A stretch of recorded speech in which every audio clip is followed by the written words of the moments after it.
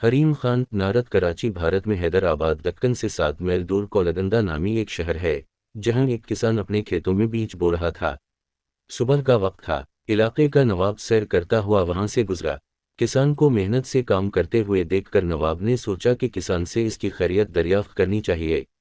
وہ گھوڑے سے اترا اور کھیت کے کنارے پہنچ کر کسان سے پوچھا، کیوں بھائی، کھیتی باڑی میں تم اس قدر محنت کرتے ہو، کتنا کچھ کما لیتے ہو، کچھ فائدہ بھی ہوتا ہے یا نہیں؟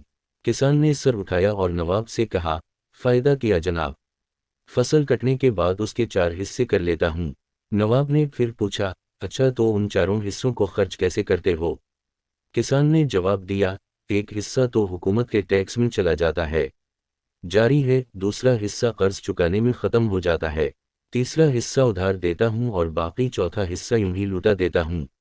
نواب کو کسان کی یہ عجیب و غریب باتیں سن کر بہت تعجب ہوا۔ حیرت سے پوچھا، تمہاری باتیں میری سمجھ میں نہیں آئیں، صاف صاف بتاؤ، تم قرض چکاتے بھی ہو اور دیتے بھی ہو، ایسا کون سا قرض ہے جو ہر فصل پر ادا کرتے ہو اور پھر بھی ختم نہیں ہوتا، اور وہ کون ہے جسے تم ہمیشہ قرض دیتے ہو اور پھر 1/4 رقم تم یوں ہی اڑا دیتے ہو؟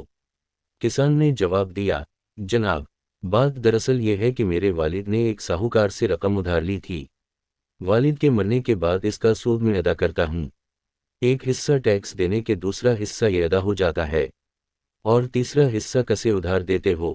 نواب نے پوچھا۔ کسان نے کہا، یہ میں اپنے 2 لڑکوں پر خرچ کرتا ہوں تاکہ بڑھاپے میں وہ مجھ پر خرچ کریں۔ نواب نے پوچھا، اور یہ ایک حصہ فضول کیوں اڑا دیتے ہو؟ کسان نے کہا، میری ایک لڑکی بھی ہے، آپ کو پتہ ہے کہ آج کل جہیز کے بنا شادی نہیں ہوتی اور جہیز ایک فضول رسم ہے، چوتھا حصہ اس کے جہیز کے لیے رکھتا ہوں، میری نظر میں یہ رقم لٹانا ہی ہوا۔ نواب اس کی مدلل گفتگو سے بہت متاثر ہوا اور ایک بڑی رقم اسے انعام کے طور پر دے کر رخصت ہو گیا۔